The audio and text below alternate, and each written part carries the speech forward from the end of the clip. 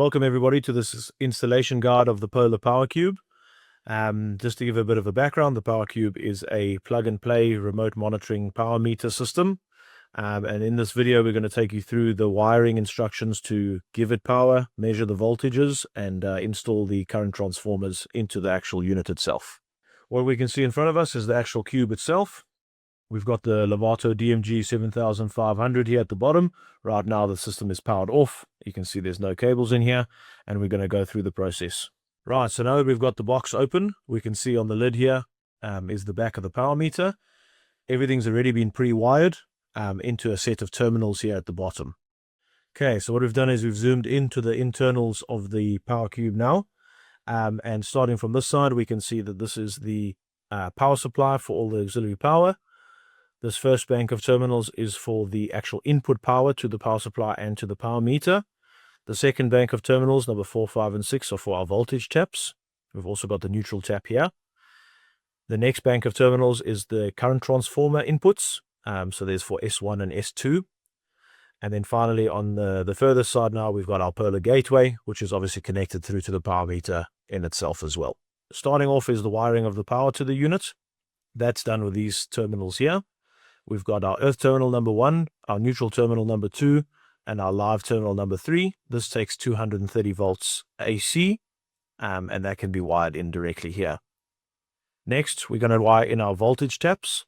Right, so each of the taps from our 3-phase system, we're going to wire in line 1 or phase 1 into terminal number 4, phase 2 into terminal number 5, and phase 3 into terminal number 6. If you're also pulling a neutral tap, you're going to then wire that into terminal 7 over here. Finally, we're going to wire in the current transformers, and now these are terminals 8 and 9 for phase 1 on the current transformer, 10 and 11 for phase 2, and 12 and 13 for phase 3. Important to note here that obviously you have to get your current transformer sized correctly, and also obviously wired in the right orientation. And then what we've done is at the top terminals, 8, 10, and 12 are for the S1s of the current transformer, and 9, 11, and 13 are for the S2s of the current transformers, depending on the phase. Right, then lastly, we're going to wire in the actual antenna, which is found at the bottom of the Polar gateway. The antenna will come included in the box, and it goes onto this bottom gold section here, which is an SMA connection.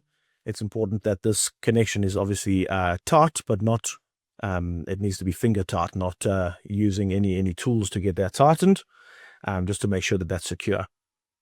Right, with regards to wiring in the actual input power into the system, there's 2 methods of getting power for here. One is pulling a 230 volt supply from the actual system on site. What can be done is that sometimes this is bridged out from terminal 4 here to terminal 3 to get the live current, and then from the neutral here to terminal 2 to get the neutral current. So that's for systems that have no auxiliary backup power. Alternatively, what we can do is we can actually wire this into an auxiliary AC input with, say, a backup supply, and in that case you'll then run from your inverter system, you'll run a neutral wire to number 2 and a live wire to number 3, thus ensuring that if we lose voltage on the voltage taps, that we then also have that the power meter stays on during that time. Right, if any of this stuff is still a little bit confusing, we've also included a terminal layout here at the bottom, what each of the terminals are for and where you can wire them in. Once you've connected everything and you make sure that the power and everything's connected correctly, it'll be time to turn on the system. All right, now that we've powered up the Power Cube, we're ready to set the CT ratios on our Lovato DMG 7500. So to do that, we're going to start by clicking on the menu button. We're then going to use the keys to navigate down to the setup menu function. We're going to click OK on that. We're then going to go to the general settings. We're then going to set our primary CT ratio. Right, and this is obviously we're going to set to the actual CT that you've installed. And in this case, I've installed a 50 amp CT, so I'm going to set it at 50 amps. Click the right hand button to save, and then we go back. Finally, we're going to set the secondary ratio for the CT. In this case, we can see it's on 5 amps. My CTs that I'm using are on 5 amps, but if they were on 1 amp, you'll press the down button to move it there. And then to save it, we're going to go back again, back a third time, and we'll see that then the power meter will restart and it'll boot up and our CT ratios will be saved.